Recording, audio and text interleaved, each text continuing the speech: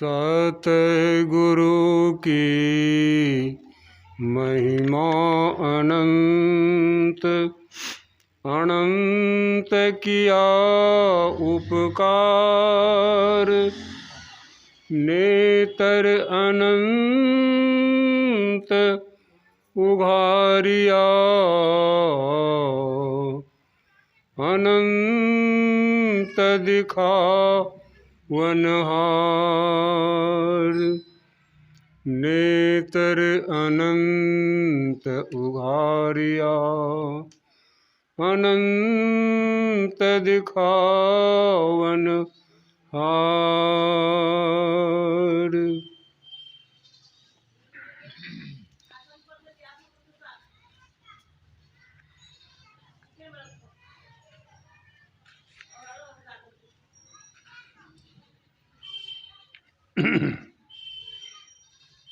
एक पद सुनाता हूँ।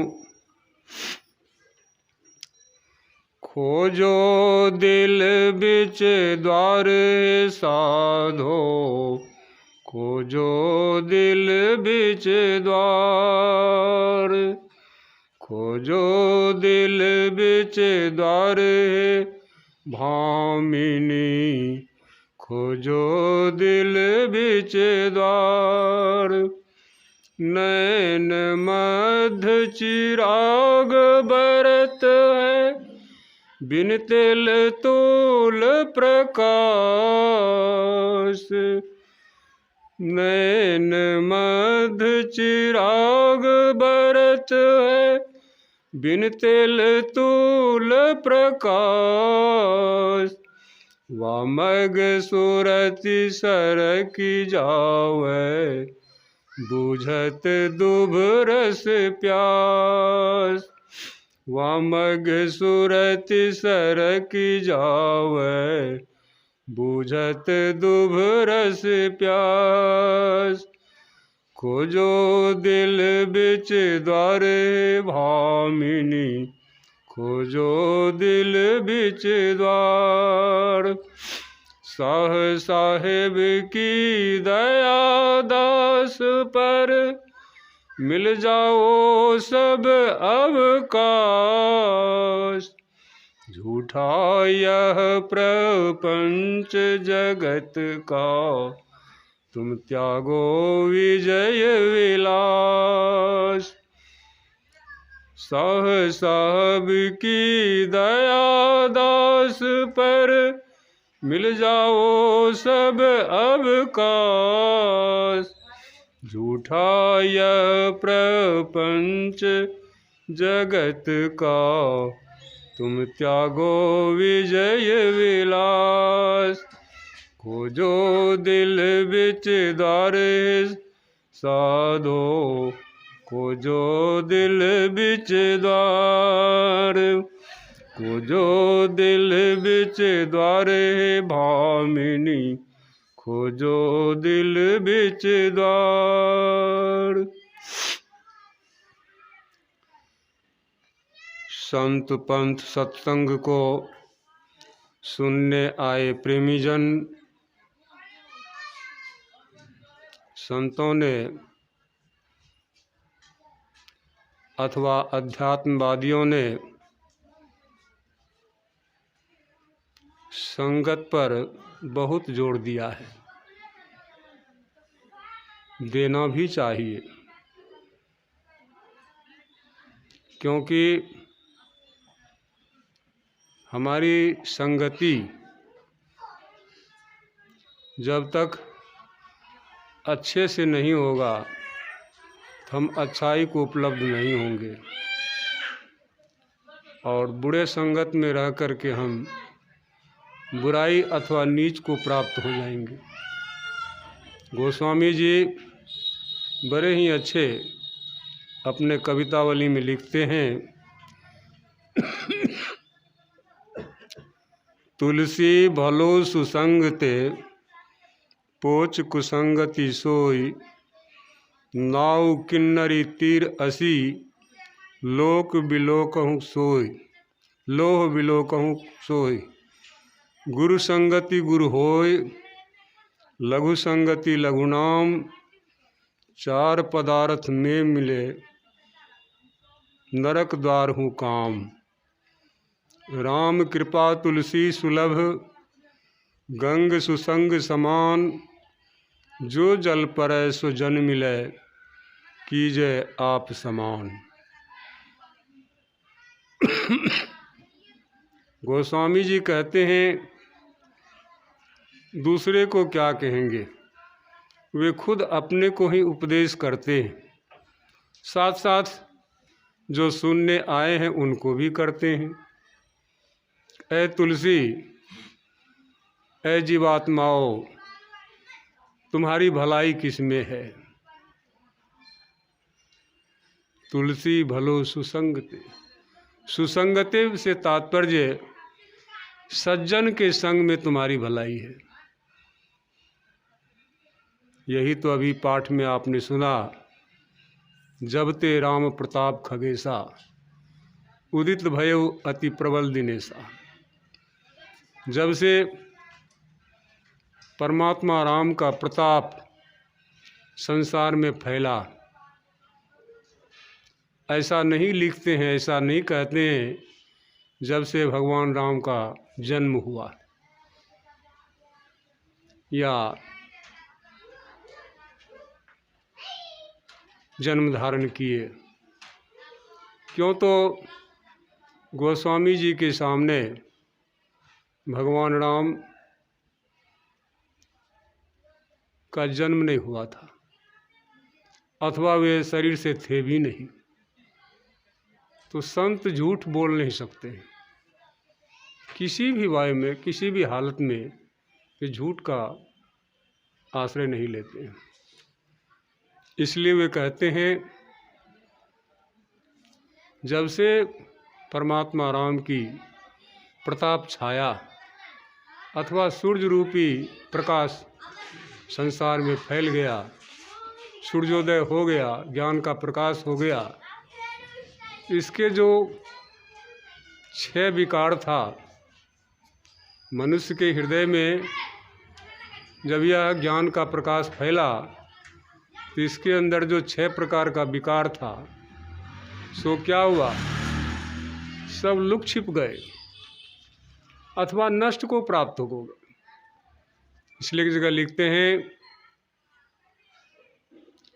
खट विकार जित अनघ अकामा अचल अकिंचन सुचि सुख धामा।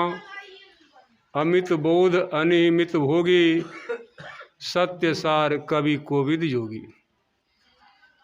6 प्रकार का विकार हर मनुष्य को होता है, लेकिन इन मनुष्यों में से वह मनुष्य महापुरुष हैं या विशेष हैं जिन्होंने कि 6 प्रकार के विकारों को जीत लिया हो। सकल सूरत से तो एक जैसे ही हैं, लेकिन अंदर से उनमें बदलाव आ जाता है। ये खट विकार को ये जीत लिए रहते हैं। अनघ, अघ मन होता है पाप, और अनघ मन होता है पाप रहित हो जाते हैं, पाप पुण्य से वे दूर हो जाते हैं। अकामा, उनकी कोई कामना नहीं रहती है। अचल, वे अपने आप में स्थिर बुद्धि के होते हैं, स्थिर होते हैं। अकिंचन, अथवा किन्हीं से कुछ मांगते भी नहीं हैं। शुचि, वे पवित्र भी होते हैं और ऐसा होने वाले सुख के धाम होते हैं। अणि, इच्छा रहित। मित भोगी, थोड़े पदार्थों को पा लेने के बाद उन्हें संतुष्टि रहती है। मित भोगी। सत्य, सत्य के सारग्राही और सत्य के स्वरूप हो जाते हैं। कवि, उनमें काव्य करने की क्षमता हो जाती है, स्वाभाविक, उसको किसी का सहारा लेना नहीं पड़ता है। जैसे मैंने देखा है पूज्य गुरुदेव को, जिनके बारे में लेखकों ने लिखा किसी तरह से चौथी पास थे, लेकिन आज उनके 50 भजन हैं भजनावली में। कोई माई का लाल हो उस पर कलम चला दे, नहीं होगा। गोया ये अंतर की उपज होती है। जैसे जैसे रास्ता तय करते हैं, जो जो उनको जानकारी में आती है, सूरत को समझ में आती है, ये सब लिखते चले जाते हैं, चित्रण करते चले जाते हैं, और वही बाद में संतवानी हो जाती है। कवि को भी पढ़े लिखे नहीं है, लेकिन भाषा का भी ज्ञान होता है, विद्वता भी होती है। विद्वता से तात्पर्य आप शुद्ध उच्चारण करते हैं या अशुद्ध करते हैं, वे पकड़ लें। जैसे अभी भजन गाने वाले गा रहे थे गुरु, और उसी के बगल में गाते गुरु।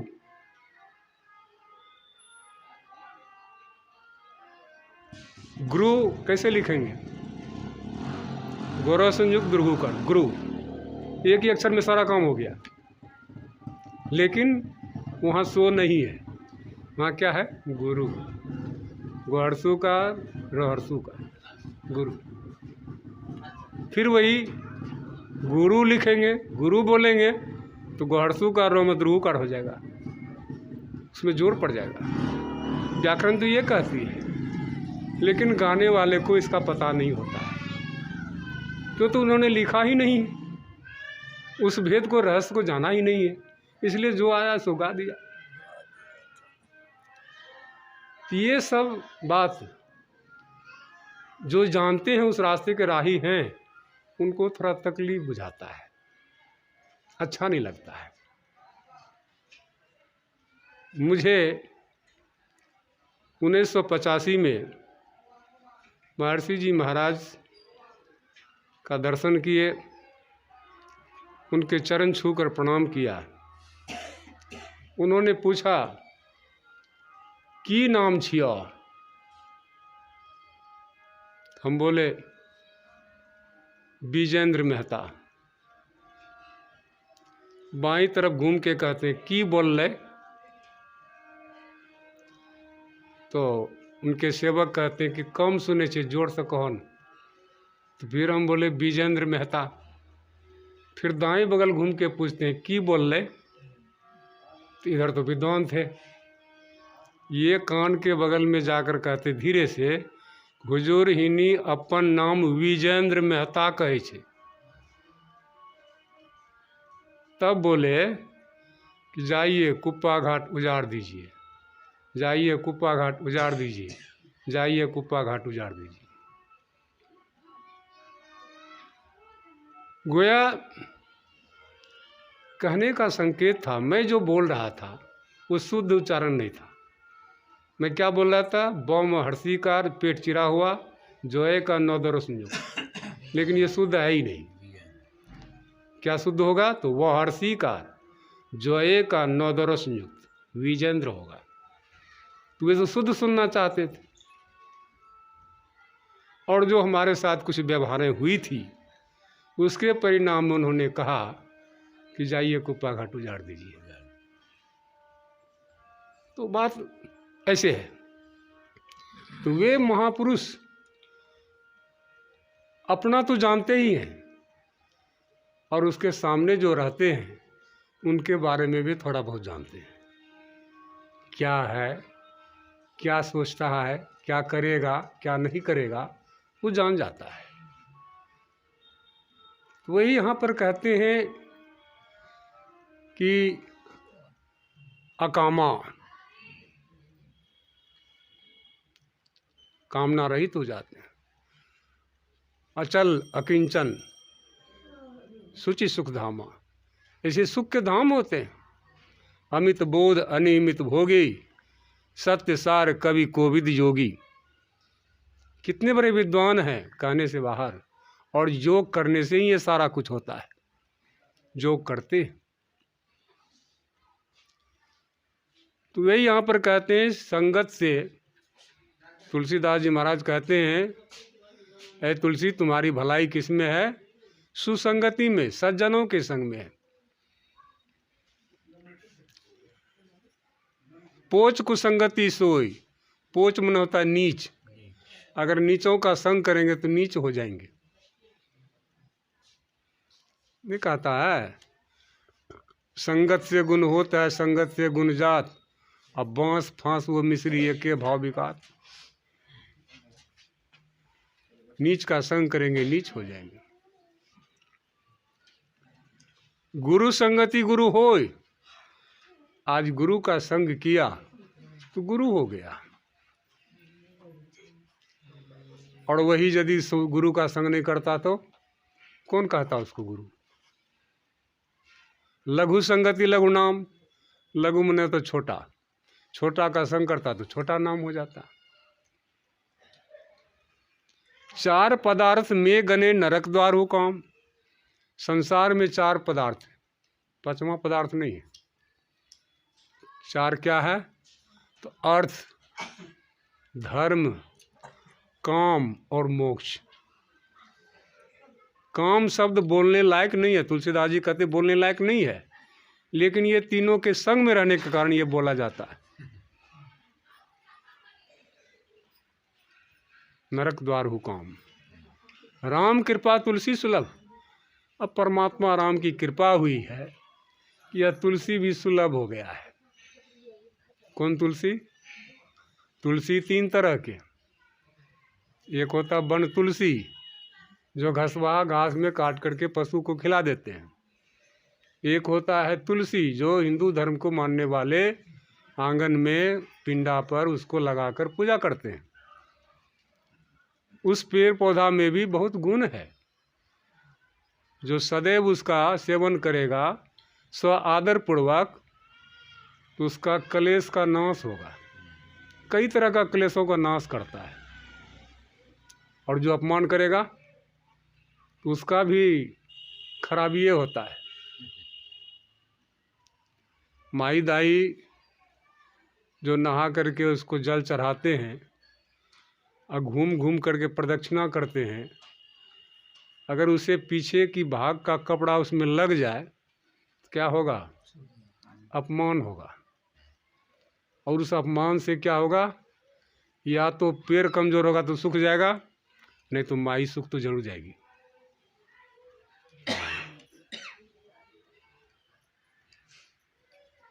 राम कृपा तुलसी सुलभ। कैसे सुलभ?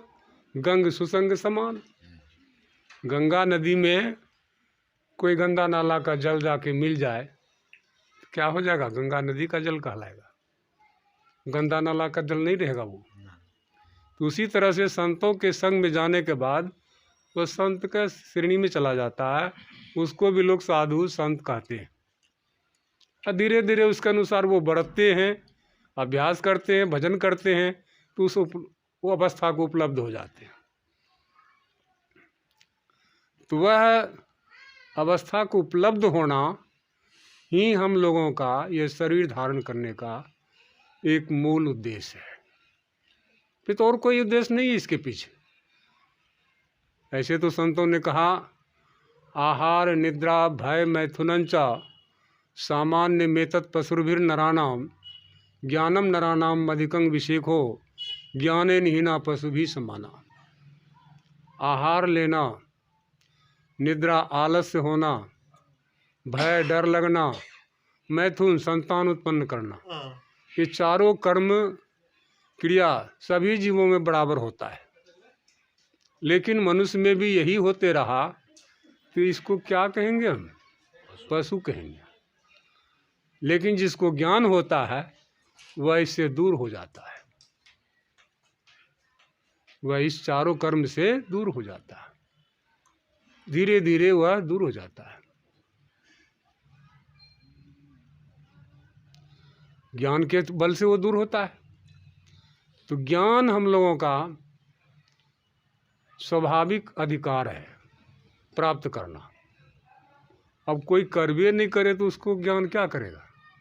जबरदस्ती थोड़े नहीं चला जाएगा उसके पास। ये तो कहा ने वो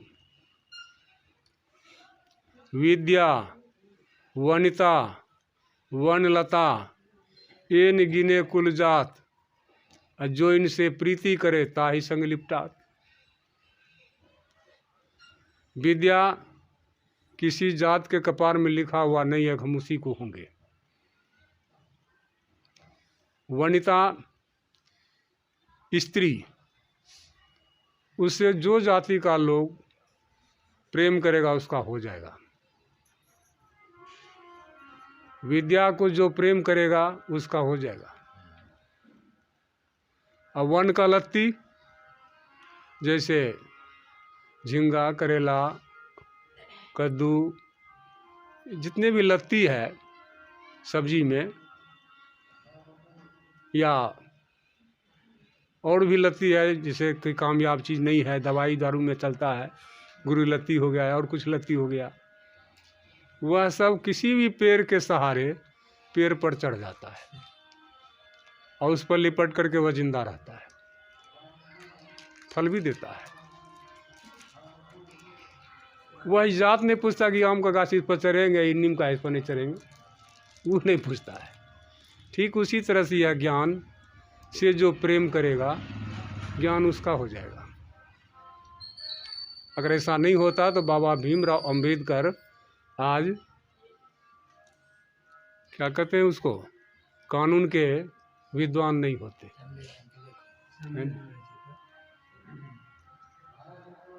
वे कानून के विद्वान जिस पर कि हम लोग चलते।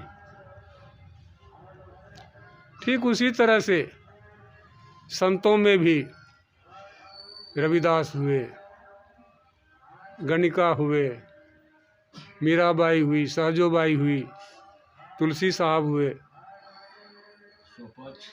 सपज भगत हुए, बहुत ऐसे संत हुए हैं। एक हलवाहा भी संत हुआ जो कि उसकी अभी 12वीं गुरु गद्दी चल रहा है, बुला साहब का।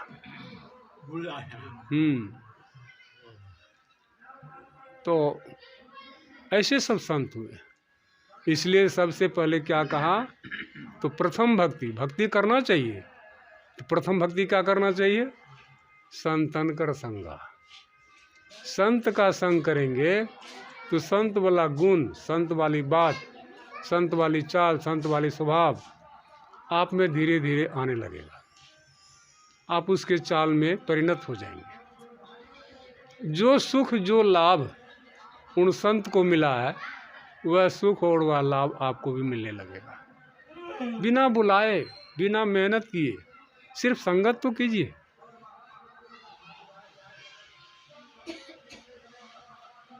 इसीलिए यह सत्संग है।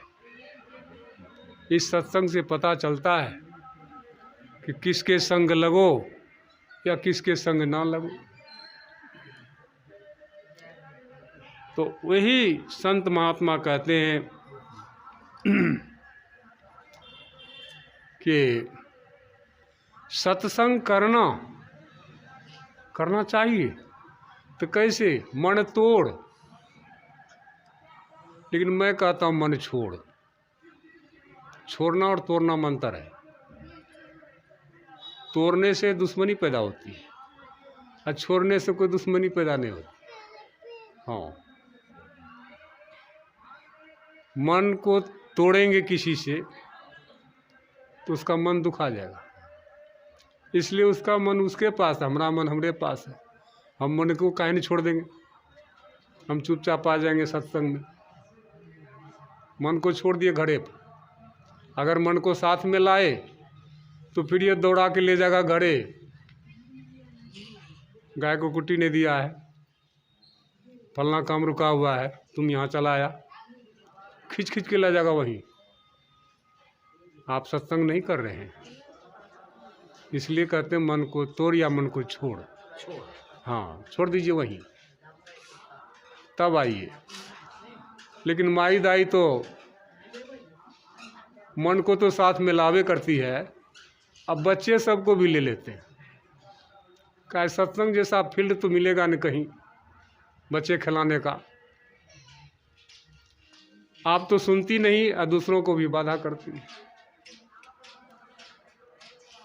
चूँकि वो गप का पुड़िया है, इसलिए जब मन छोड़ने की बात आती है तो बच्चे को क्यों साथ लाते हो? तुम्हारा लाभ नहीं है, हानि जरूर है। तुम भी नहीं सुन पाते हो और न औरों को सुनने देते हो। इसलिए सत्संग करना मन तोड़ शरण संतन की। हम संत के शरण में जाकर सत्संग कर रहे हैं, साधु के शरण में जाकर हम सत्संग कर रहे हैं। अगर यहाँ पर भावना गलत हुई तो फिर आपके पल्ले कुछ नहीं लगेगा। वे तो यही हो गया गुंब पर अखरोट फेंकना। अखरोट कितना कीमती होता है, और किसी मंदिर के गुंबज पर फेंक दीजिए, क्या होगा? बारन गिरेगा? मंदिर के भीतर जाएगा? नहीं जाएगा। तो उसी तरह से अमृतमय ज्ञान दिया जाता है, लेकिन वो गुंब पर गिर रहा है, सब बाहर चला जा रहा है, अंदर नहीं जा रहा है। उसको कंठ से नीचे उतरने ही नहीं देगा।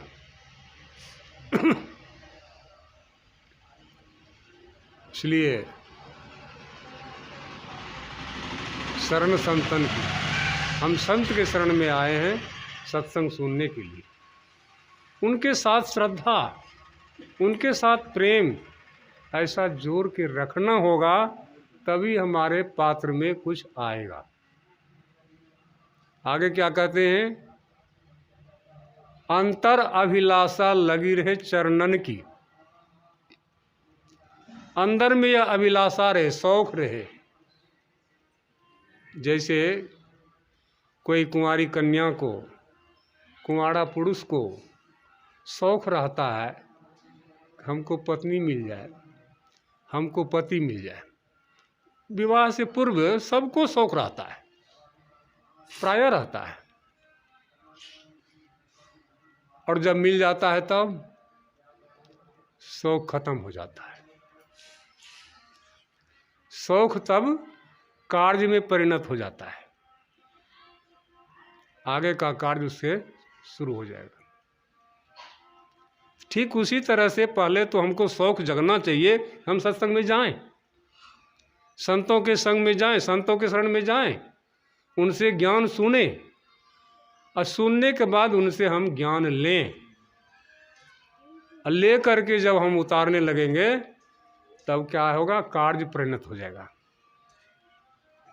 जैसे उस बच्चा का विवाह हो गया, शौक पूरा हो गया, अब वह संग में रहेगा तो उसका दूसरा तीसरा आगमन होगा, संतान होगा। तो ठीक उसी तरह से संतों के संग में जब जाएंगे, सत्संग से जब ज्ञान लेंगे, तो क्या होगा? आपको भी पुत्र हो जाएगा, चाहे स्त्री रहे या पुरुष रहे, इससे कोई लेन देन नहीं है। कौन सा पुत्र होगा? ज्ञान रूपी पुत्र होगा। हो जिस ज्ञान रूपी पुत्र के नहीं होने पर प्राय सभी बंधिया है। एक काव्य है,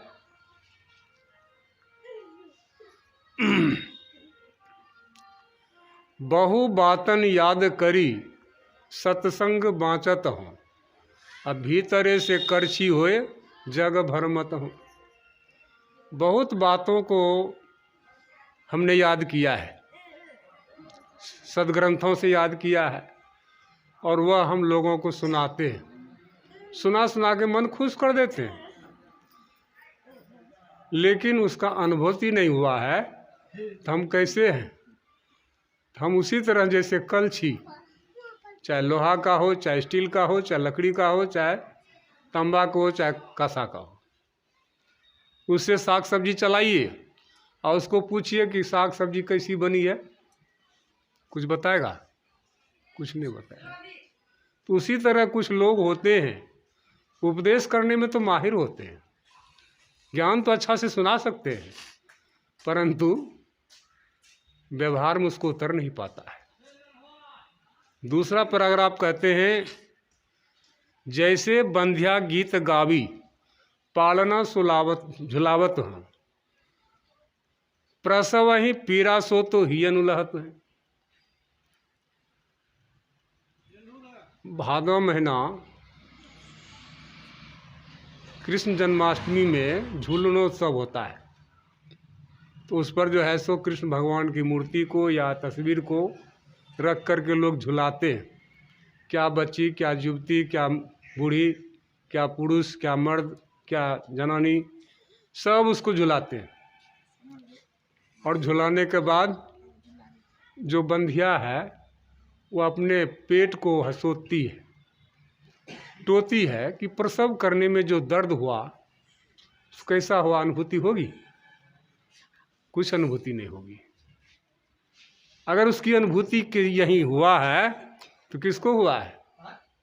भगवान कृष्ण के जन्मोत्सव पर जो लोग झुलाते हैं तो उसका अनुभूति कौन बताएंगे? एकमात्र माता देवकी बताएंगे। जसोदा भी नहीं बतला सकती है कि इसको जन्म देने में कहाँ और कैसे कष्ट हुआ है। हाँ, अपने बच्चे का अनुभव अपने माँ को है, वह बताएंगी, लेकिन कृष्ण के बारे में नहीं बता सकते हैं। उनके बारे में तो एकमात्र माता देवकी बता सकते हैं। वही यहाँ कहते हैं प्रसव ही पीड़ा सो तो ही अनुलात। उसके हृदय में यह प्रसव की पीड़ा का अनुभव ही नहीं होती है। तीसरा उदाहरण है, जैसे मिट्टी भांडऊ में ग्वाला छीर राखतु हूँ, खाली भांड आगे राखी घृत जू बरकतु हूँ। अब तो स्टील का बर्तन चल गया है, प्लास्टिक का भी चल गया है, लेकिन पहले ज़माने में मिट्टी का बर्तन होता था, मिटिया, घैला, उसमें जो है सो दूध दूह करके लोग रखते थे मिटिया में। शाम में दूहते थे, कुछ खाते पीते थे, जो बच जाता था सुबह और दूह करके मिला के बेच लेते थे या खाते पीते थे। और उस बर्तन को धो करके गरम चूल्हा पर दे देते थे, उल्टा के सेकते थे, उसकी खटाई उड़ जाती थी और जो घी उसमें पी करके तैयार होता था, कच्चा घी, वह बरक जाता था, सन सन सन सन बरकता था। ये देखा है नज़रों से। वही यहाँ पर कहते हैं कि जिसको ये ऐसा होता है, ये शरीर पाने के बाद ऐसा जो करता है तो उसको ये अनुभूति होती है, सनसनाट की। अंतिम उदाहरण देते हैं, विजय विमल संत ऐसे ही रमतु हम, तीन के तो आत्मा अनुभव से छलकत। उनका ज्ञान, कवि का ज्ञान उसके आत्म अनुभव में छलकता है। ये वाणी कैसे आया? जब तक अपने अंदर में देखा नहीं तब तक लिखा नहीं। वह यहाँ पर क्या लिखते हैं, तो खोजो दिल बिच द्वार है साधो। अपने दिल में, अपने आप में खोजो वह द्वार कहाँ पर है। अगर पता लग जाता है तो ठीक है, और नहीं लगता, जिनको लगा है उससे पूछ लो कहाँ पर है दरवाज़ा, कहाँ पर ही मिलेगा। यही पूछने जानने के लिए 3 महीना लगा था, सिर्फ समझने में। इस ज्ञान को समझेंगे और कौन हमको इसका रास्ता बतलाएगा। 3 महीना तक सोया नहीं था और आंसू से तकिया गीले हो गए थे उन महात्माओं का। और खोजते खोजते जब मिल गया तो उन्होंने काव्य में लिख भी दिया, खोजत खोजत भेटी गला शहर मुरादाबाद। मिल गया महापुरुष। तब जो उनको खुशी हुई, आहा, आज हमको सतगुरु मिल गया। सतगुरु किसे कहते हैं? नानक देव के वचन में है, सत्य पुरुष जिन जानिया। वह पुरुष मालिक परमात्मा सबका पुरुष है। उसको जिन्होंने जाना, सतगुरु ताका नाम, जो जान लिया उस सतपुरुष को, उसका नाम क्या है? सतगुरु है। तिनके संग सिख उदरे। अब शिष्यगण यदि ऐसे के संग में लग जाए तो उसका उद्धार होगा। तब कहते हैं बाबा नानक देव, नानक हरि गुण गाऊं। ऐसा हुआ तब मैंने हरि का गुण गाया है। तिनके शिक्षित गुजरे। तो वह सतगुरु हमको यह रास्ता बतला देगा, हमको वह द्वार बतला देगा, हमको वह ठिकाना बता देगा, जिसके बारे में बाबा कबीर साहब भी कहते हैं, गुरु गुरु में भेद है, गुरु गुरु में भाव, सोई गुरु नित बंदिए, जो शब्द बतावे दाव। शब्द का रास्ता बतलाने वाला सर्वोपरि गुरु होता है, और जैसे तैसे बता भी नहीं सकता है। क्यों? तो उसका करना ही नहीं हुआ है। करेगा, अभ्यासी होगा तभी तो बताएगा। किसी चीज़ का कोई माहिर होता तब किसी को बतलाता है। सुन सीख करके नहीं होता है, करके होता है। तो वही बाबा तुलसी साहब कहते हैं, शरण संतन की अंतर अभिलाषा लगी रे चरण। अंतर में अभिलाषा रहे, शौक रहे, हम गुरु का दर्शन करेंगे, उनके चरण का दर्शन करेंगे। अब सतगुरु का चरण क्या है? तो आप लोग रोज गाते हैं, तुम्हरे ज्योत स्वरूप अरु, तुम्हरे धुन रूपा, परखत रहूं निज दिन अर गुरु। परखत मने देखते रहो, आँख से परखूं, जानूं पहचानूं, करूं दया अनुप, ऐसा अनुपम दया कर दीजिए गुरुदेव।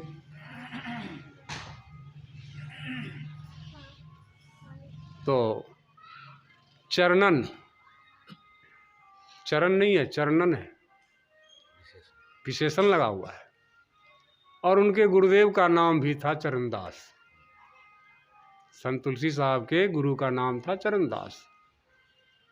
इसलिए उन्होंने लिखा है काव्य में, मैं हूँ संत चरण के लारा, बंदव चरणन बारंबारा, संत चरण रज तुलसी दासा, कछु कछु भाखा अगम बिलासा, संत चरण महिमा पुनि गाऊं, उनके चरण शीश पर नाऊं। मैं उनका चरण शीश पर नाऊंता। तो आगे कहते हैं,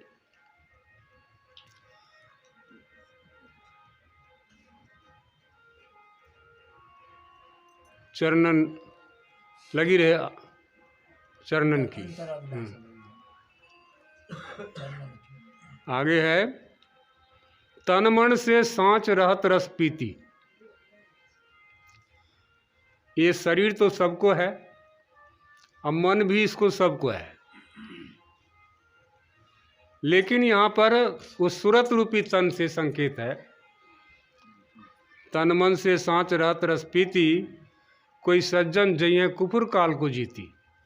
सूरत रूपी तन से और सूरत के जो सूक्ष्म मन है, जिसको ब्रह्मांडी मन भी कहते हैं, उससे जो वह रस पीता है, किसका? ऊपर से आने वाला जो धुन है, मालिक का जो शब्द है, उसको जो पीता है, अमृत को पी रहा है। कोई पिए राम रस प्यासा रे, कोई पिए राम रस प्यासा, उसको पीता है। तो उसको शरीर संसार का बोध छूट जाता है और वही अमर हो जाता है। शरीर तो अमर नहीं होता है, लेकिन शरीर में रहने वाला आत्मा जो था, आत्मा से परमात्मा में मिलकर के अमर हो जाता है। तो सांच रहत पीसी, कोई सज्जन, अब कहते इसमें कोई सज्जन, सभी नहीं, कोई ऐसा सज्जन होगा जो इस काल को जीत जाएगा, कुफुड़ काल को। कुफुड़ माने क्या होता है? भारी, दुष्ट, महाकाल जिसको कह सकते हैं आप। काल नहीं, काल तो साधारण हुआ, महाकाल, उसको भी वह जीत जाएगा। क्या ठोर ठोर पर उसका दरवाजा पर लगा हुआ है सिपाही। उससे बचने के लिए कहते हैं संत महात्मा, अपने दिल के बीच में द्वार को खोजो, अधर में उसको द्वार को खोजो। तो वहाँ कहाँ है? तो नैन मध्य चिराग बरत है। दोनों आँख, नैन मने आँख, मध्य मने बीच, दोनों आँख के बीच में एक चिराग जल रहा है। चिराग पहले माई दाई अपने घर में वो लकड़ी और बांस के बनाती थी, और उस पर, जिसको दोपहर भी कहते थे, है ना, दिया रखने का जगह, उसी को चिराग भी कहता है।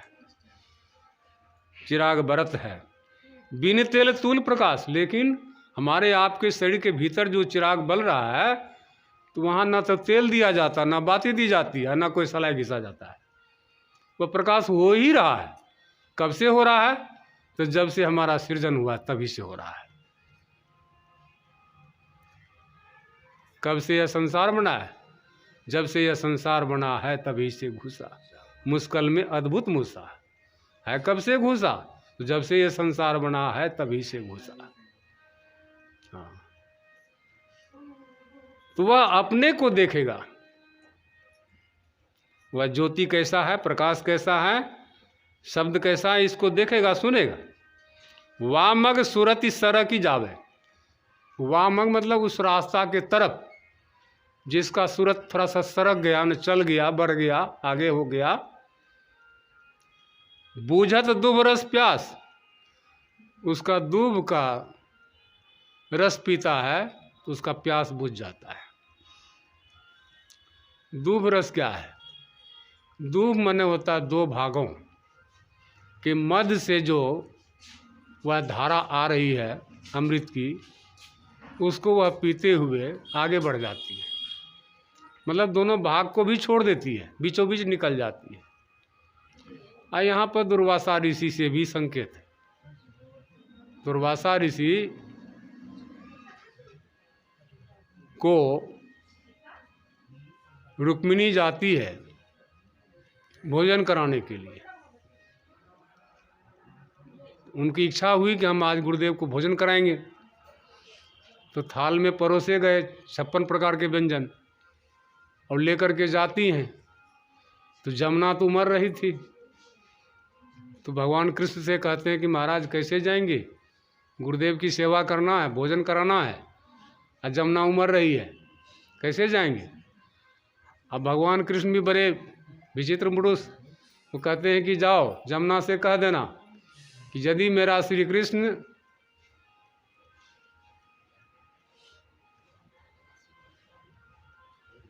अबाल ब्रह्मचारी हो, अबाल ब्रह्मचारी हो, उनके पुण्य प्रताप से मुझे सूखे पांव गुरुदेव के आश्रम तक जाने दो।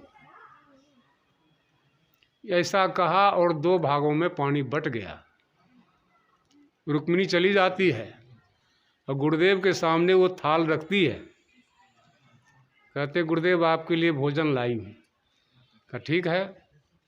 रखने का देर था, खाने में देर नहीं लगा, खा गए। कहते हैं गुरुदेव उधर से तो श्री महाराज का आशीर्वाद से चली आई, अब इधर से कैसे जाऊंगी, पानी तो उमड़ रहा है जमुना में। तो कहते हैं दुर्वासा मुनि भी कि जाओ देवी कह देना जमुना से, अगर हमारे गुरुदेव एक दूब का रस पान करके जीवन जीता हो, उनके पुण्य प्रताप से मुझे सूखे पांव हवेली जाने दो। उधर से भी दो भागों में पानी बट गया और अंदर हवेली चले आए। देखिए, एक तरह से तो दोनों झूठ भी हो जाता है, लेकिन दोनों सत्य बोला है। और बाल ब्रह्मचारी मतलब बच्चा से ब्रह्मचारी नहीं है, बच्चा से ब्रह्मचारी नहीं है, अभी ब्रह्मचारी का रूप धारण किया है। जब से यह ज्ञान हुआ है, आत्मज्ञान हुआ है, तब से वो ब्रह्मचर्य पालन करने लगा है। अबाल ब्रह्मचारी। और उधर दुर्वासा मुनि, उसके सामने सब कुछ खा गए, लेकिन दो भागों के मध्य जो अमृत का धारा आती थी उसको वो पान करके जीवन जीते थे। भोजन तो फंक्शन अलग है, शरीर का फंक्शन है, लेकिन आत्मा का फंक्शन नहीं है। भैया कहते हैं वामग सूरत सरकी जावे, बूझत दूब रस प्यास। वह दूब का रस से सभी जीवों का जो जो करेगा उसका प्यास बुझ जाएगा। शाह साहब की दया दास पर। कभी कहते हैं हमारे सदगुरुदेव शाह साहब अंतिम समय भी यही कहते थे कि शुभ कार्यों के लिए सदैव आशीर्वाद है। तो शुभ कार्य क्या है? अपना भजन करना। इससे बढ़कर के शुभ कार्य और कुछ नहीं हो सकता है। आज नए साल के उपलक्ष्य में जो हम लोग सत्संग करने आए हैं, तो नए सिरे से काम होना चाहिए। तो नए सिरे से काम, जो लोग नाम दान लिए हैं, नाम की कमाई करना जानते हैं, वे तो इस पर जोर शोर से करें ही। और जो लोग नहीं लिए, जो लोग नहीं जानते हैं, वे भी लेकर जान करके अभ्यास करें, तो आपका अपना कल्याण होगा। कोई इस आशय में ना रहें कि हमको फलाना बाबा आशीर्वाद दे देगा तो हम मोक्ष पा लेंगे। ये कभी नहीं होता है, खुद करना पड़ता है।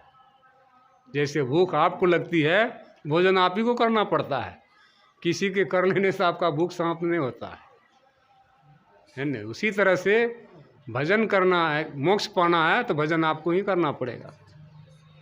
तो ये कहते साहब साहब की दया दास पर सब मिल जाओ अवकाश, मिल जाओ सब अवकाश। अवकाश में मिल जाइए।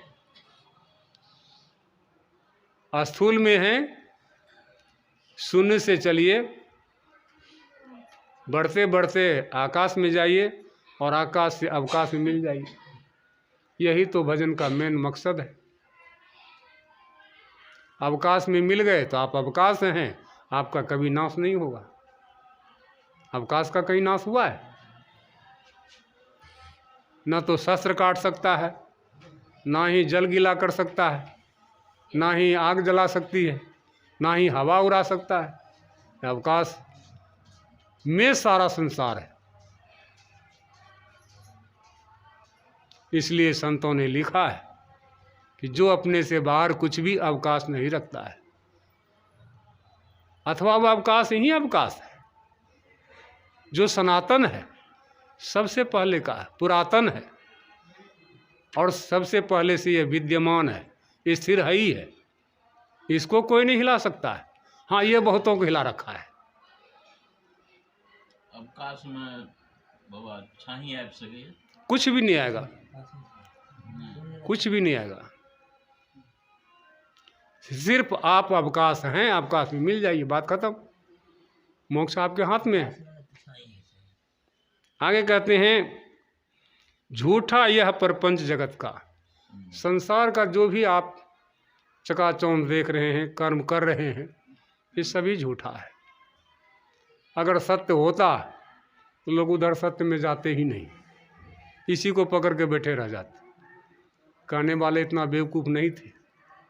महापुरुष लोग जो कहे वो गलत नहीं थे। यहाँ तक गोस्वामी जी लिख दिए हैं और कह दिए हैं, उन्होंने स्तुति में गाया है, भये प्रकट कृपाला।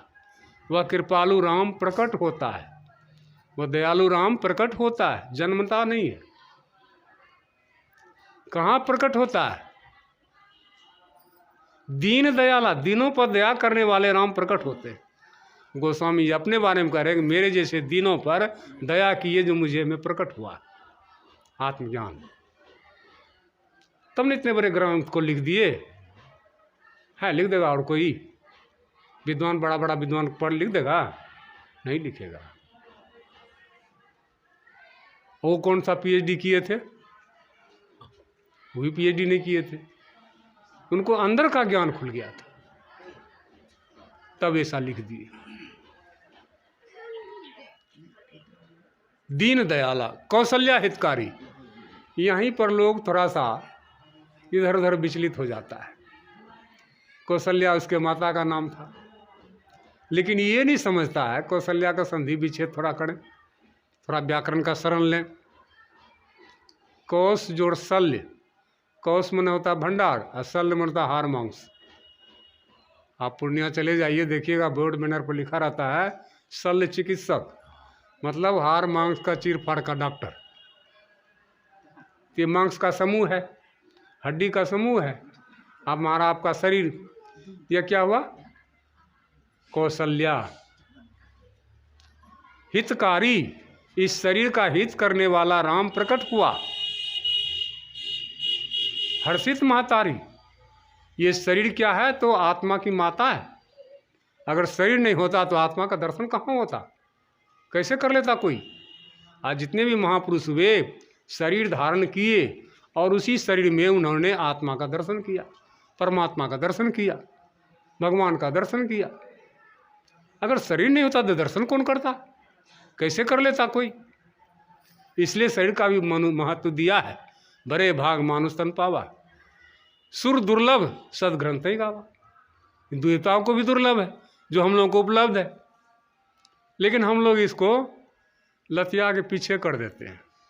आए खाओ पियो ऐस करो, 1 जनवरी या खूब मुर्गा मसाला काटो पियो, बहुत लोग करता है। लेकिन नहीं, इसकी सदुपयोगिता है। हर्षित महतारी, किसी भी कोई भी महिला को संतान जब जन्म लेता है, जन्म देने में तो कष्ट है, लेकिन वही बच्चा जब उसके गोद में चला जाता है तो बड़ी खुशी होती है। वैसा खुशी और किसी को नहीं होता है। ठीक उसी तरह से साधक को साधना करने में कष्ट होता है, लेकिन जिस दिन आत्मज्ञान उसको हो जाएगा उपलब्ध, उस दिन जो उसकी खुशी होगी, हा हा हा, धन्य है प्रभु आज हमारे घर विराजे। उनके खुशी का ठिकाना नहीं देगा। भगवान कृष्ण खुद अपने संबंध में लिखते हैं, कहते हैं ब्राह्मे मूर्ति उत्थाय बाहिर पृष्ठ माधवा दद्यो प्रसन्न करन तनु आत्मानं स्वाम। भगवान श्री कृष्ण गर्ग मुनि से जब यह ज्ञान लिए थे, आत्मज्ञान का उपदेश लिए थे, वे ध्यान करते थे, ब्रह्ममुहूर्त में जग जाते थे, आलस को त्याग करके शौचादि से निवृत्त होकर के पैर हाथ धो लेते थे और पवित्र आसन बिछाकर सुखपूर्वक बैठ करके अपने आत्मस्वरूप का ध्यान करते थे। काहे? उनको तो 3 ठो गुरु था, काहे मानव ध्यान किया, मानव जप किया।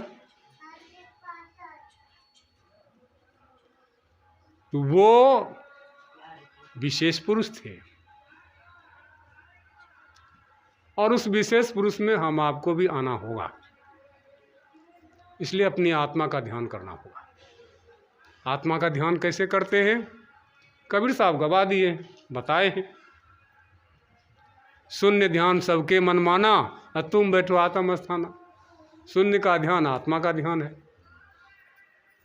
इसके अलावे जो भी अनात्म तत्व का ध्यान, आत्म तत्व तो हो नहीं सकता है।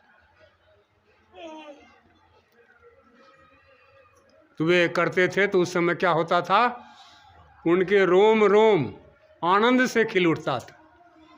आज लोग घंटा 2 घंटा 3 घंटा भजन करता है, उसकी भावना देखिए कितना कुपित रहता है। ईर्षा देश डाह से जल जल के भून जाता है। खुशी होनी चाहिए कि हमको आत्मा का दर्शन हुआ, शून्य का दर्शन हुआ। तमाम तरह से लगे हुआ है, कितना सुंदर फोटो हमको अंदर में उग जाए, मूर्ति उग जाए। अरे कभी ऐसा होगा? हो भी जाएगा तो क्या अस्थाई रहेगा? अस्थाई तो जो सत्य है वही रहेगा, वह तो उसका भी नहीं रहा है।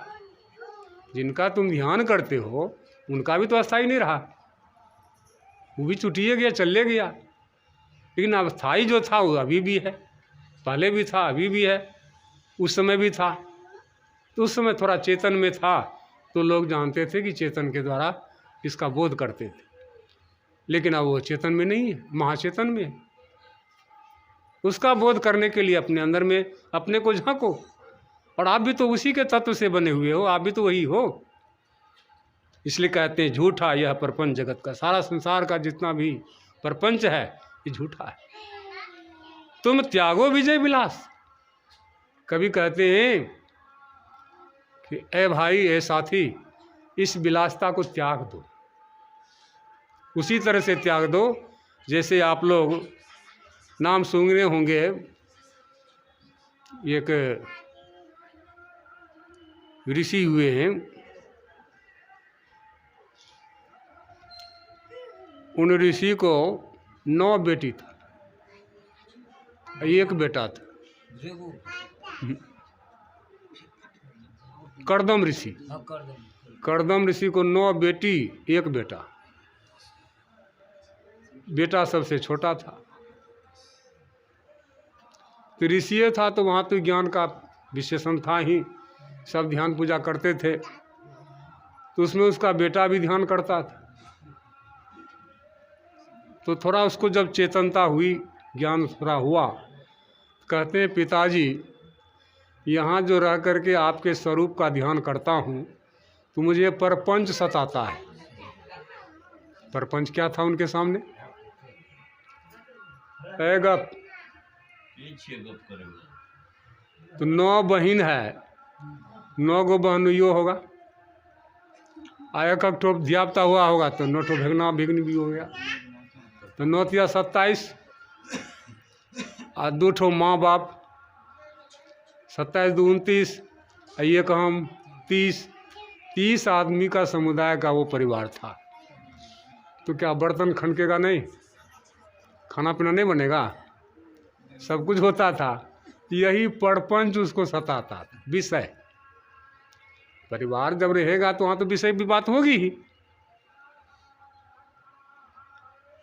तो कहते पिताजी यहाँ पर मुझे विषय सताता है, परपंच सताता है, तो मैं आपसे आदेश चाहता हूँ कि मैं वन में जा कर के अपने आत्मस्वरूप का ध्यान करूँ।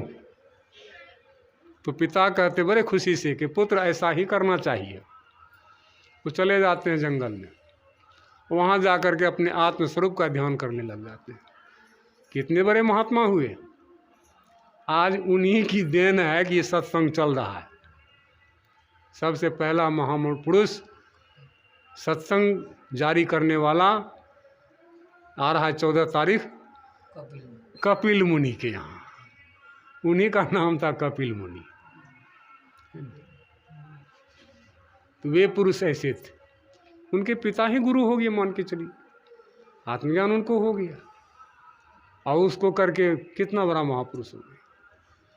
तो वह कहने का तात्पर्य है ज्ञान किन्हीं से ले लें और उसको जीवन में उतारें, कल्याण आपके हाथ में है।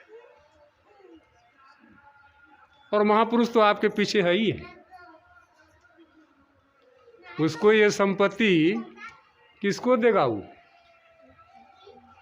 जो उसका अपना जन्मा हुआ शिष्य है उसी को न देगा। जो उससे लाभ लिया है, दीक्षा लिया है, भजन भेद लिया है,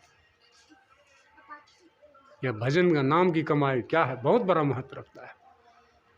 कहते 14 4 8 10 रस समझ भरपूर, नाम भेद जाने बिना सकल समझ महदूर। 14 इंद्रियां हैं, 14 लोक है, ये सबको जानते हैं आप।